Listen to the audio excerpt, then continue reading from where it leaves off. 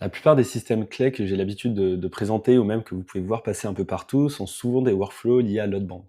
Aujourd'hui, j'avais envie de vous présenter le système qu'on a construit chez un client sur la partie CRM. Parce que savoir si vous utilisez Clay uniquement pour de Loadband, alors vous passez sûrement en fait à côté de 80% de ce qui est réellement possible de faire avec l'outil. Donc je trouvais ça intéressant de vous partager les autres possibilités. Donc pour mettre un peu de contexte, notre client, c'est une plateforme IT tout en un, donc plateforme SaaS, qui aide les entreprises à automatiser, gérer leur infrastructure, poste de travail, accès, sécurité, achat de matériel et tout ça. Au niveau du CRM, ils ont 50 000 entreprises, 80 000 contacts, répartis dans différents pays, donc ils ont de la France, UK, US principalement. Et au niveau des besoins, ils avaient une vision assez claire de ce qu'ils voulaient, donc, et je pense que ça peut être des besoins que beaucoup de boîtes en fait pourront se retrouver là-dedans. Le premier gros travail, c'était faire un nettoyage et enrichissement de tout leur TAM en France, parce qu'on peut vite se retrouver, en fait, le CRM peut vite devenir un fourre-tout où on va inclure les bases de données qu'on a trouvées d'un peu partout, ou si on met pas de règles en fait dans le CRM, c'est très dur de maintenir à jour en fait toute la base de données.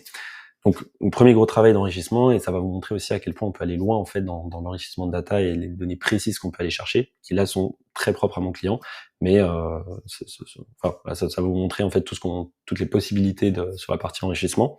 Là, en l'occurrence, c'était MX Record, les labels, les certifs, les systèmes opérateurs, etc. Et un deuxième gros sujet qui était l'identification des filiales. Donc, ils avaient besoin de savoir quelle entreprise dans leur CRM faisait partie d'un grand groupe, quelle était une filiale ou non. Ensuite, faire un dédoublonnage, scoring, donc en fonction de leur tiers, tiers 1, tiers 2, tiers 3, pour avoir une vision assez claire de leur boîte, enfin des différentes boîtes et de leur tiering. Et ensuite, identifier de nouveaux ICP, donc de nouvelles entreprises qui n'étaient pas dans HubSpot, et de nouveaux personas parmi les entreprises qu'ils ont dans HubSpot. Et ensuite, mettre en place les signaux, à la fois pour prospecter au bon moment et pour alerter les sales quand il y a une action pertinente, enfin un événement pertinent qui se passe, et aussi pour update la data dynamique. Donc je vais passer assez rapidement sur les workflows et puis après je vais vous montrer, enfin juste pour que vous puissiez comprendre en fait ce que fait les différents workflows, ce que font les différents workflows, pardon. Et ensuite on va passer sur Clay. Du coup, donc le workflow principal, c'est donc on part d'une liste HubSpot de tout leur TAM FR, donc sur des boîtes qui rentrent, qui ont un CRN, qui sont référencées comme étant en France. Ensuite, on va venir enrichir la data un peu classique. On va venir identifier les filiales en fonction de si c'est une filiale ou non. Ça va déclencher différentes actions. Ensuite, on va tout déclencher, enrichir la data un peu plus précise si on sait que c'est pas une filiale et que c'est une entreprise qui est intéressante. Et ensuite, on va la dispatcher dans les différentes tables. Et tout ça, à la fin, en fait, à la fin de chaque workflow, on va update le spot pour avoir une mise à jour automatique. Ensuite, une fois qu'on a mappé tout le TAM, on va définir le tiering, et une fois qu'on a notre tier 1, on va pouvoir identifier de nouveaux personas qui sont pas forcément dans HubSpot. On va faire pareil, sauf que là, du coup, on va faire l'inverse pour identifier de nouveaux ICP. On va aller scraper plusieurs sources, et on va faire des lookups dans HubSpot pour vérifier ceux qui y sont ou pas. Et en fait, ça va permettre d'élargir le TAM et d'avoir un mapping assez complet, une vision assez complète de tout le TAM. Et une fois qu'on a fait tout ça, on va venir setup les différents signaux. Donc là, en l'occurrence, il y en avait 5, on setup bien plus en fonction de ce qui est pertinent pour une update spot et lancer des alertes SAC quand il y a des événements intéressants qui se produisent. Donc, sur Clay, je vais vous montrer concrètement comment ça s'articule. Donc là, comme dit, en input, on va avoir une liste HubSpot dynamique qui représente un peu tout leur TAM FR. Le premier élément, c'est d'aller trouver en fait de trouver des ID uniques. Donc là, en l'occurrence, ce que je recommande pour l'ID unique en général, c'est LinkedIn Company ID parce que on sait que c'est un des seuls éléments qui change jamais, si vous avez l'occasion d'avoir. Et sinon, on peut avoir le nom de domaine, le CRN, le LinkedIn URL.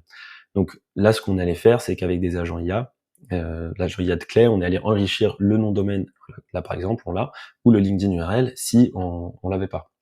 Donc là, à chaque fois, on a les colonnes ici. Ensuite, on est allé chercher, donc là, pareil, on allait demander à un agent IA, ça c'était un parti pris de mon client, pour aller enrichir en fait les sirènes et trouver aussi les mentions légales. On aurait pu passer par Papers. Le problème de Papers, c'est que quand on a fait du volume, ça peut vite coûter cher en crédit.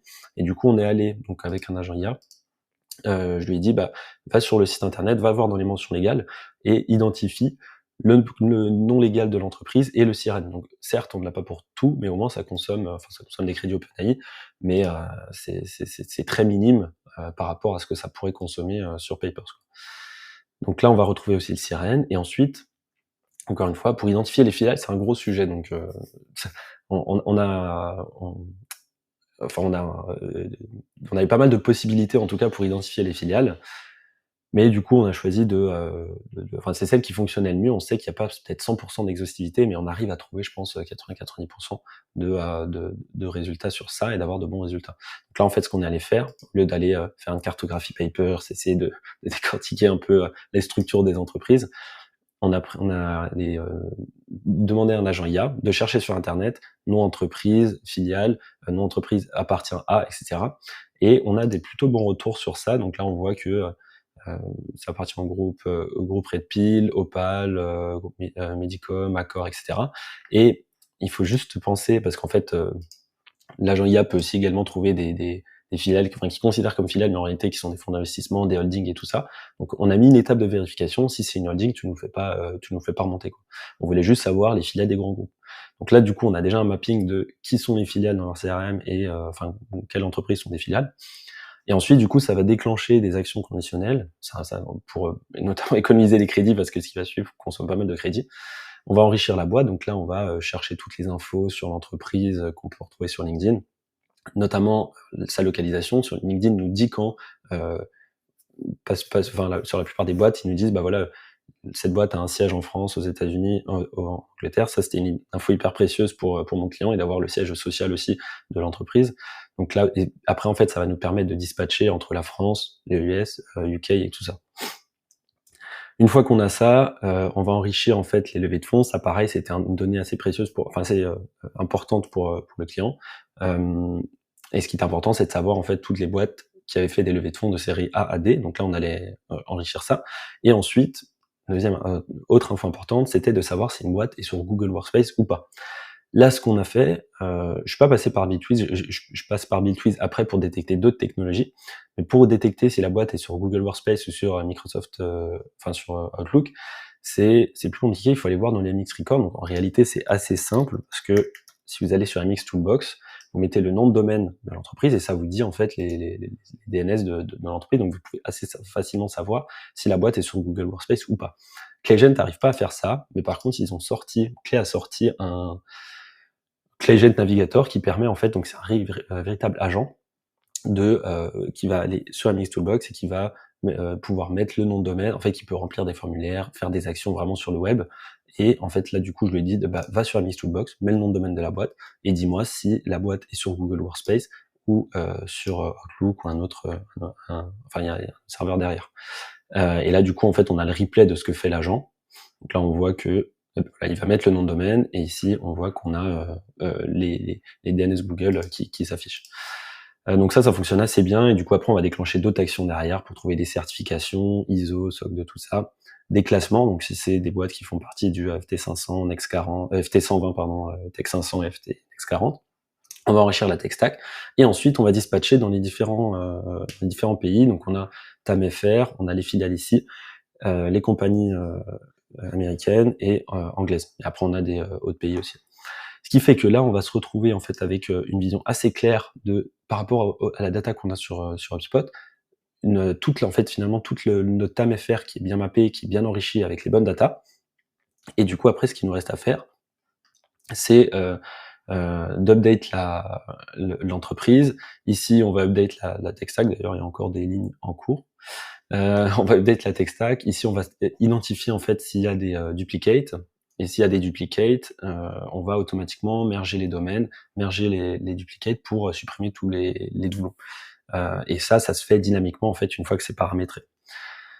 Donc voilà à ce niveau-là pour l'enrichissement du TAM. Et du coup, la suite, c'est une fois qu'on a le TAM qui est entièrement mappé sur Clay, on va pouvoir faire le tiering. Donc en fait, toute la data arrive ici. Là aussi, on a tout le tier 1. Et ici, du coup, on a un scoring assez précis de combien de boîtes on a dans notre tier 1, combien de boîtes on a dans notre tier 2, tier 3, et combien de boîtes sont hors scope. Voilà. Donc là, c'est assez intéressant pour faire la répartition, pour savoir quelles actions entreprendre en fonction du scoring de l'entreprise. Et après, du coup, on a deux gros sujets. Les deux autres gros sujets, c'était trouver de nouvelles personnes. Donc là, on va exporter le tier 1 ici et identifier, faire des find people sur tout le tier 1 pour identifier en fait si on a des personnes qui correspondent. Donc là, pour ça, on utilise Pronto. Et là, du coup, c'est pour identifier si on a des personnes qui correspondent au persona ou pas. Et ici, si c'est le cas, bah, créer un nouveau contact. Donc, voilà, créer un nouveau contact, l'associer à une nouvelle compagnie, si on trouve des nouveaux personnes.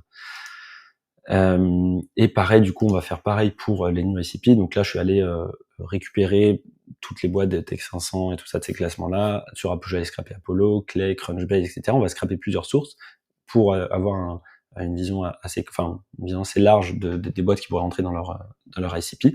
Et on va faire des lookups dans HubSpot et voir en fait les boîtes qu'ils ont et les boîtes qu'ils n'ont pas. Et après, ça peut être, et du coup, on va venir enrichir leur HubSpot avec ces boîtes-là.